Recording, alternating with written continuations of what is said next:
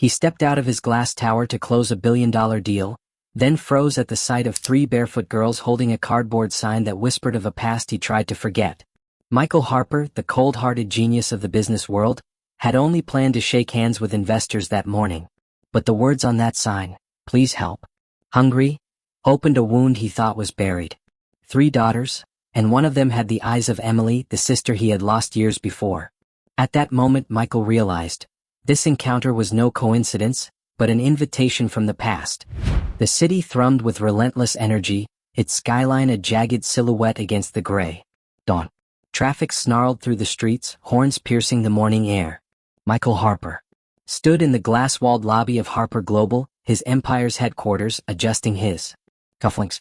At 53 he was a millionaire whose name echoed in boardrooms worldwide. His tailored gray suit was sharp, his dark hair flecked with silver, every detail a testament to his disciplined life. His day was mapped out, contracts to sign, a critical investor meeting at 9. Emotion had no place in his schedule, a relic of a past he had buried long ago. As he stepped toward the revolving doors, his assistant, Rachel, hurried to his side, tablet in. "And the investors are early," she said, her voice clipped. "They are waiting in the conference room. We need you now." Michael nodded, his focus already shifting to the numbers he would present. But as he pushed through the doors, a sight stopped him cold. 3 girls stood on the sidewalk, barefoot, their small figures dwarfed by the towering building. They wore tattered dresses, their hair tangled, their faces smudged with dirt. The eldest, perhaps 12, held a cardboard sign, "Please help. Hungry." The younger 2, no older than 8, clung to her sides, their eyes wide with a mix of hope and fear. Michael froze, his breath catching.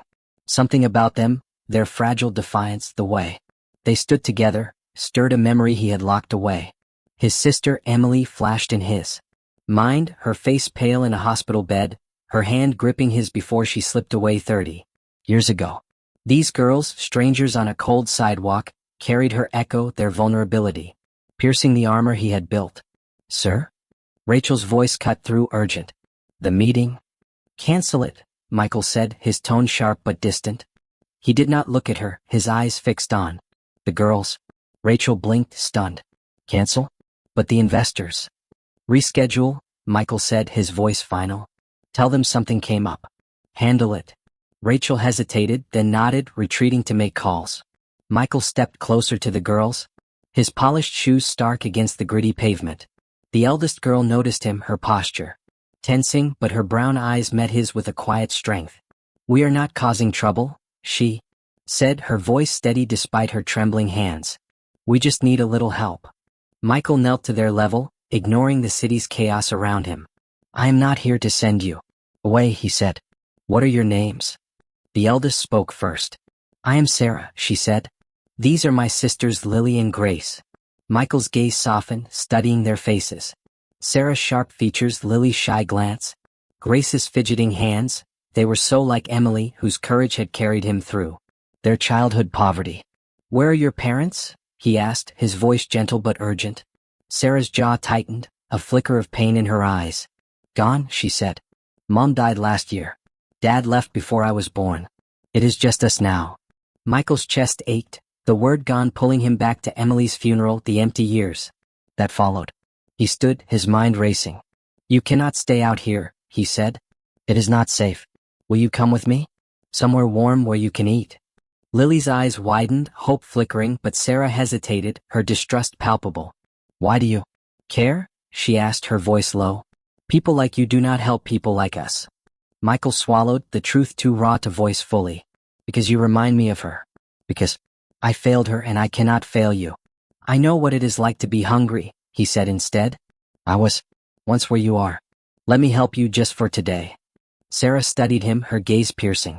Grace tugged her sleeve, whispering, "He seems nice." Lily nodded, her small hand slipping into Sarah's.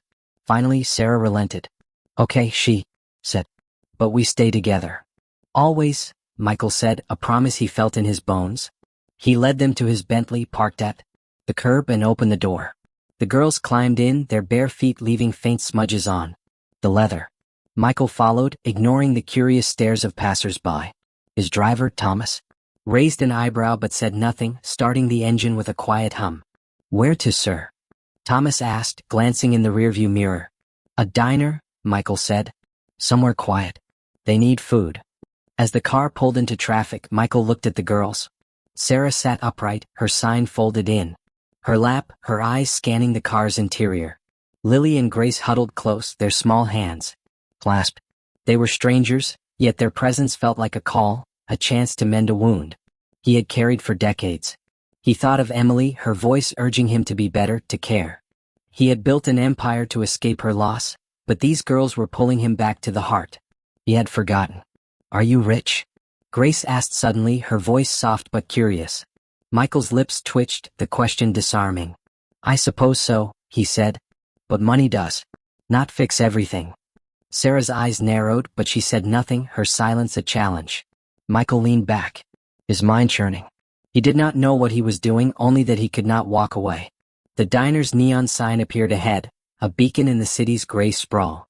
As they stepped out, Michael felt the weight of a decision he had not yet named, a path opening before him, guided by 3 barefoot girls and the ghost of a sister he had never stopped loving. The Bentley's plush interior enveloped Michael Harper and the 3 girls, its quiet hum a stark contrast to the city's clamor outside. Sarah sat nearest the window, her cardboard sign folded in her lap, her brown eyes scanning the passing streets with guarded intensity. Lily and Grace huddled together, their bare feet tucked beneath them, their tattered dresses out of place against the leather seats. Michael watched them, his mind still reeling from the encounter outside his building. The girls' faces, so like his sister Emily's with her sharp features and unyielding spirit, had unraveled a part of him he had sealed away 30 years ago. He had canceled a critical investor meeting, a decision that felt both reckless and inevitable, driven by a pull he could not yet name. The car glided to a stop outside a modest diner, its neon sign flickering in the morning light. Michael opened the door, gesturing for the girls to follow. Come, he said, his voice gentle but firm. Let us get you something to eat. Sarah hesitated, her gaze flicking to her sisters. Lily's eyes brightened, hunger overriding her shyness, while Grace clung to Sarah's hand, her small frame tense. We stay together? Sarah said, her tone a quiet challenge.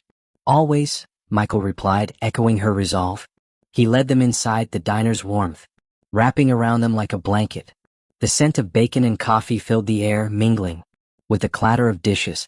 A waitress with a tired smile seated them in a booth, handing out laminated menus. Sarah held hers tightly as if it might vanish, while Lily and Grace shared one, their heads bent close. Order anything you want, Michael said, pushing his menu aside. As much as you can. Eat. Grace's eyes widened, a spark of wonder breaking through her caution. Anything, she asked, her voice soft. Anything, Michael confirmed, his lips twitching into a faint smile. The girls whispered to each other, their voices low but excited. Sarah ordered pancakes and orange juice for all 3, her tone careful, as if testing the limits of his offer. Michael added eggs, bacon, and hot chocolate, ignoring Sarah's raised eyebrow. When the food arrived, the girls ate with a hunger that twisted his heart, their small hands moving quickly as if the meal might disappear. Michael leaned back, watching them. Memories of Emily flooded unbidden, her sneaking him scraps of bread when their parents were too drunk to care, her laughter when they shared a single apple stolen from a market. She had been his anchor, his protector, until illness claimed her at 17. These girls, with their fierce loyalty and quiet resilience, were a mirror to that past, a chance to honor her memory in a way he had never dared. Why did you cancel your meeting? Sarah asked suddenly, her fork pausing. Her eyes were sharp, cutting through the silence. You said it was important. Michael met her gaze, respecting her directness. It was, he said. But you are more important. I could not walk past you, not after seeing you out there. Lily looked up, her mouth full of pancake. Nobody ever stops, she said, her voice muffled. They just yell at us to go away. Michael's chest tightened. He saw himself in their words, a boy scavenging in alleys, invisible to the world. I am not like them, he said. I know what it is like to be unseen. Want to help you, not just with food, but with a place to stay, a future. Sarah's eyes narrowed, her distrust a shield. People say things like that, she said. Then they change their minds. Why should we believe you? Michael leaned forward, his voice steady. Because I have been where you are, he said. My sister and I grew up with nothing. She took care of me, kept me safe. She died and I spent my life trying to forget that pain. But you remind me of her, of what matters. I'm not promising perfection, but I am promising to try. Grace's hand stilled, her hot chocolate halfway to her mouth. What was her name? She asked, her curiosity soft but piercing. Emily, Michael said, the name a wound and a gift. She was brave like you. She never gave up even when things were hard. Lily's eyes softened, a flicker of trust.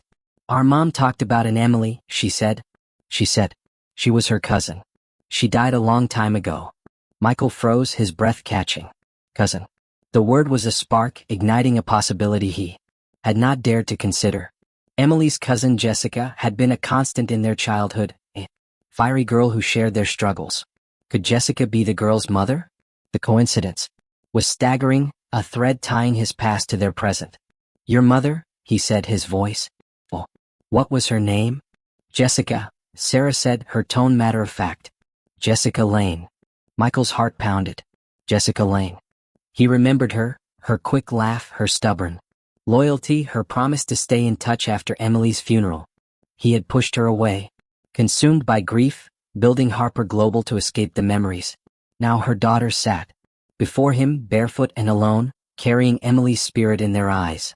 Tell me about her, Michael said, his voice urgent. What happened to her? Sarah's expression hardened, but she spoke. She worked 2 jobs, she said. She tried to keep us safe. But she got sick, something with her lungs. She could not afford a doctor. She died last year and they put us in foster care. We ran away after they tried to split us up. Michael closed his eyes, guilt surging. Jessica had fought alone just as Emily had, and he had been absent, lost in his empire. He opened his eyes, meeting Sarah's gaze. I knew your mother, he said. She was my sister's cousin, my family. I did not know about you, but I am here now. Will you let me help? Lily nodded, her small hand reaching for his across the table. Grace smiled, her shyness easing. Sarah hesitated, her eyes searching his face, then nodded slowly. Okay, she said. But we do not trust easy. I will earn it, Michael said, his voice thick. He paid the bill, leaving a generous tip, and led the girls back to the Bentley. Thomas drove them to the Harper Mansion, a sprawling estate in the city's outskirts, its iron gates parting to reveal manicured lawns and towering oaks. The girls stared, their awe tinged with disbelief. Is this your house? Grace asked, her voice barely a whisper. It is, Michael said. And you are welcome here. Inside, the mansion's grandeur overwhelmed them. Marble floors, crystal chandeliers, walls lined with art. Michael led them to a guest suite, 2 bedrooms connected by a shared sitting area, each with soft beds and wide windows. This is yours for now, he said. There are clothes in the closets, towels in the bathrooms. Rest, clean up. We will talk more later. Sarah clutched Lily's hand, her eyes wary but softening. Thank you, she said, the words heavy with meaning. Michael left them, closing the door softly, and retreated to his study. He sat at his desk, staring at a faded photograph of Emily and Jessica, their teenage smiles frozen in time. The girls were Jessica's daughters, Emily's kin, and they had found him. He felt Emily's presence, urging him to act, to protect what she would have loved. Michael knew he was stepping into the unknown, but for the first time he was not running. He was choosing to stay, to fight for 3 girls who had given him a reason to remember who he was. The Harper Mansion stood as a quiet sanctuary, its stone walls bathed in the soft glow of dawn. Inside, the air carried the scent of fresh coffee and the faint hum of life. Michael Harper descended the staircase, his steps measured, his mind heavy with the weight of the past and the promise of the present. In the kitchen, Sarah, Lily, and Grace sat at the island, their laughter bright as they ate oatmeal sprinkled with berries. Ellen, the housekeeper, a gentle woman with a warm smile, hovered nearby, offering toast and a maternal ease that softened the girls' edges. Michael paused in the doorway, watching them. 3 weeks ago, they had been barefoot strangers on a sidewalk, their cardboard sign a plea for survival. Now, their presence filled his home, their voices weaving into the silence he had lived with for decades. He took a seat across from them, his coffee mug warm in his hands.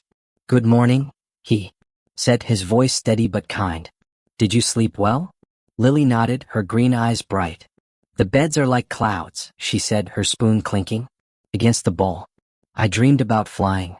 Grace giggled, her shyness fading. You always dream about flying, she said, nudging her. Sister. Sarah's gaze was sharper, her brown eyes studying Michael. You look tired, she said, her tone blunt but not unkind. Is something wrong? Michael's lips twitched, her perceptiveness disarming. Just a busy day ahead, he said, sidestepping the truth. He had spent the night poring over old letters, searching for any mention of Jessica, hoping to piece together the girl's connection to his past. The photograph of Emily and Jessica, tucked in his study, was a constant reminder of his failure. To stay connected, to be there when they needed him. What about you? He asked, shifting the focus. What do you want to do today? Grace's face lit up. Can we go to the park? She asked. Mom used to take us to one with a big slide. Michael nodded, warmth spreading in his chest. We can do that, he said. But first we need to talk about what happens next. You cannot stay hidden forever. There are people who need to know you are safe. Sarah Spoon paused, her posture tensing. You mean foster care, she said, her voice low. They will take us away. They always try to split us up. Michael leaned forward, his gaze steady. I will not let that happen, he said. You are together and you will stay that way. But we need to do this legally. I'm working on it, but I need you to trust me. Lily's eyes flickered with hope, but Sarah's remained guarded. Why do you care so much? She asked. You could just give us money and be done with it. Michael's throat tightened. He thought of Emily, her fierce loyalty, her belief that he could be more than their circumstances. Because you are family, he said, the words spilling out. Your mother was my sister's cousin. That makes you part of my story. And because I know what it is like to lose someone and wish you had done more. Grace reached across the table, her small hand touching his. You are nice, she said, her voice earnest. Mom said family takes care of each other. Michael's chest ached, her words a balm and a wound. She was right, he said.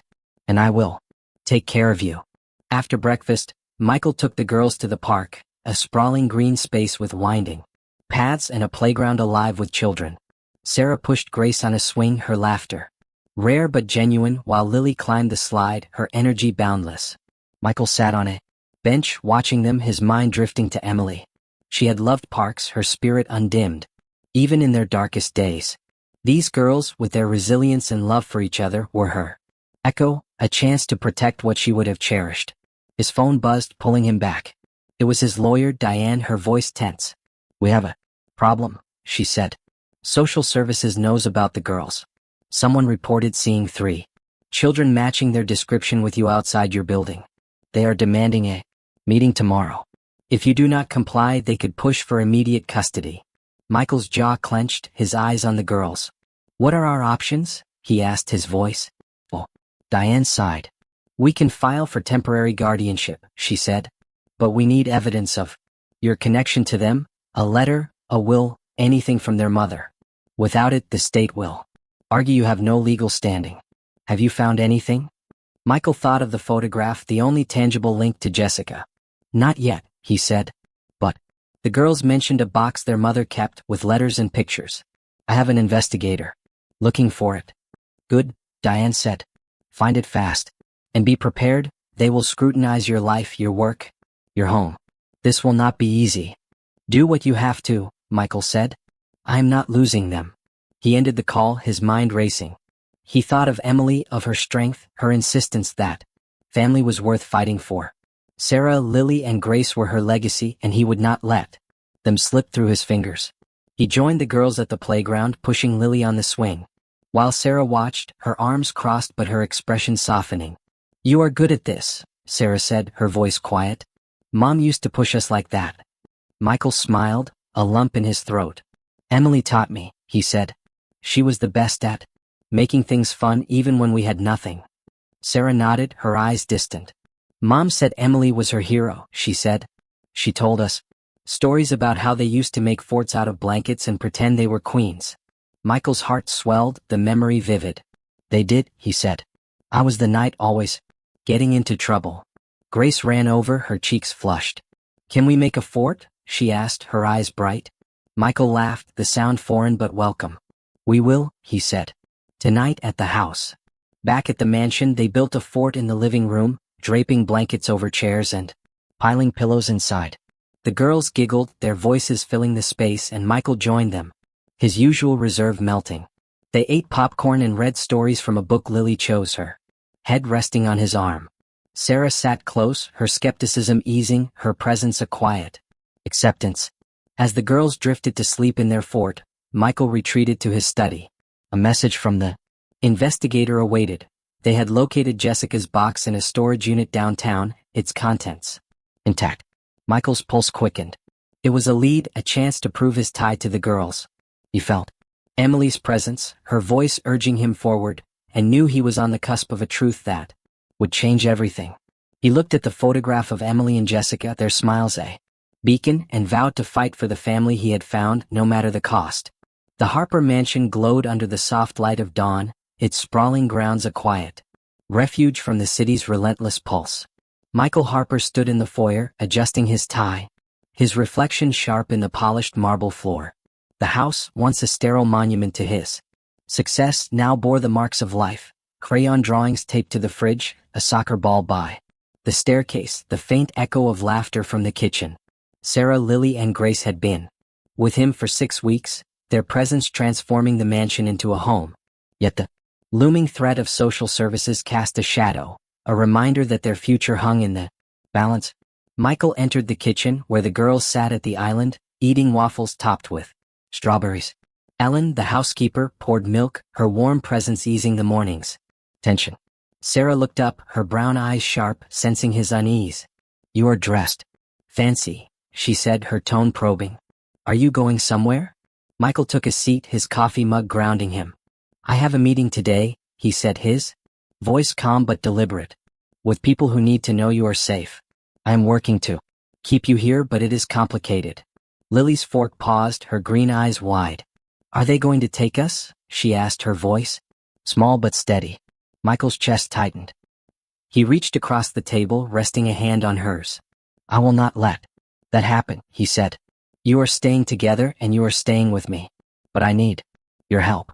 Tell me more about your mother's box, the one with letters and pictures. It might make a difference." Sarah's gaze softened, though her guard remained. "It was small," she said. "Metal with a lock. Mom kept it under her bed. She said it had important stuff, letters from her cousin, pictures of when she was young. We only saw it a few times." Grace nodded, her voice eager.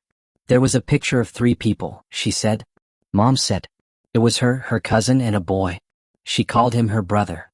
Michael's pulse quickened. The photograph in his study, him, Emily, and Jessica laughing outside their old apartment, matched her description. Could it be the same? Did she say the boy's name? He asked, his tone urgent. Sarah shook her head. "She just said he was family," she said. "She got sad when she talked about him." Michael nodded, his mind racing. The box was their best hope, a tangible link to Jessica's wishes. He stood, his resolve hardening. "Thank you," he said.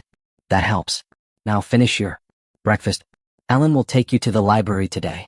I will be back by dinner." Lily grinned, her fear easing. "Can we get more books?" she asked. "As many as you want," Michael said, his smile genuine. He left them with Ellen there, laughter trailing behind him, and headed to his study. The photograph of Emily and Jessica sat on his desk, a beacon to his past. He had failed them, retreating into ambition after Emily's death, but Sarah, Lily, and Grace were his chance to make amends, to protect Jessica's daughters as Emily would have wanted. His phone rang, Diane's name flashing on the screen. "We found the box," she said, her voice taut with urgency. "It was in a storage unit under Jessica's name. I have it at my office. There are letters, photos, and a notebook. One letter mentions you by name, Michael. It is not a will, but it is strong. Jessica wrote that she trusted you to look after her children if anything happened to her." Michael exhaled, relief mingling with determination. "Bring it to the meeting," he said. "We need everything we have." "The social services team is pushing hard," Diane warned. "They argue the girls belong in foster care, that your lifestyle is too unstable. We need to prove you are family, not just a benefactor. Be ready for a fight." "I am," Michael said, his voice firm. He ended the call, his gaze returning to the photograph. Emily's smile was a quiet challenge, urging him to be the man she had believed in. tucked the photo in his briefcase, a talisman for the battle ahead, and left for the meeting. The social services office was a gray, bureaucratic maze, its fluorescent lights casting a sterile glow. Michael sat across from Ms. Linda Carter, a stern woman with a thick file on the girls. Diane was at his side, the metal box on the table, its contents a lifeline. "Mr. Harper, your intentions are admirable," Ms. Carter said, her tone clipped. "But these children are wards of the state. You have no legal claim. Foster care ensures their safety and structure." Michael's jaw tightened. "Foster care failed them," he said. "They ran away because it tried to separate them. They are sisters, Miss Carter. They belong together and they are thriving. With me." Diane opened the box, pulling out a letter in Jessica's handwriting. "This is from their mother," she said, sliding it across the table. "Jessica Lane named Michael Harper as a trusted guardian for her daughters. They are his family, his sister's cousin's children. It has provided a stable home, enrolled them in school and secured counseling. The girls want to stay with him." Miss Carter scanned the letter, her expression unreadable. "This is compelling," she said, "but it is not legally binding. We will need a court to decide. A hearing is set for next week. Until then, the girls remain in your care, but we will inspect your home." Michael nodded, his resolve unshaken. "Do what you must," he said. "They are not going anywhere." Back at the mansion, Michael found the girls in the library, surrounded by books. Lily ran to him, hugging his waist. "We got adventure stories," she said, her enthusiasm infectious. Sarah stood back, her eyes searching his face. "How did it go?" she asked, her voice low. Michael knelt to their level, his hands on their shoulders. "It went well," he said. "We found your mother's box. It has a letter that helps our case. We have a hearing next week, but I'm fighting for you. You are not leaving." Grace's eyes glistened, and she threw her arms around him. Sarah hesitated, then joined, her embrace tentative but real. Michael held them, their warmth grounding him. That evening they built another blanket fort, reading stories under its soft canopy. Michael shared memories of Emily and Jessica, their childhood adventures, their dreams of a better life. The girls listened, their eyes wide, their connection to him deepening. As they slept, Michael returned to the box, sifting through its contents. The photograph was there. Him, Emily, and Jessica, just as Grace had described. A notebook held Jessica's thoughts, her love for her daughters, her regret for losing touch with Michael. One entry. Read, "Michael was Emily's heart. If he finds my girls, he will keep them safe." Tears stung his eyes, Jessica's faith a mirror to Emily's. He would not fail them. The hearing loomed, a test of his commitment. Michael hired a tutor for the girls, arranged therapy, and prepared the mansion for inspection. He felt Emily's presence, her strength, guiding him, and knew this fight was for more than custody, it was for redemption, for the family he had lost and found again. As he tucked the girls into bed, their faces peaceful, he vowed to protect their future no matter the cost. The courtroom was a solemn arena of polished wood and muted light, its air thick with anticipation.